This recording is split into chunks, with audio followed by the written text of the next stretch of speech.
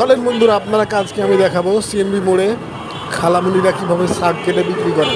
খেসারি শাক, মটরের শাক আছে, আর বিভিন্ন রকমের শাক আছে। দেখুন, মটরশুঁটি, পেস্তা, বাদাম, বাস্তগি, অনেক ধরনের শাক এখানে বিক্রি করে। আর কাটা দেখেই লোভনীয় লাগতেছে, খেতে কত লোভনীয় লাগবে।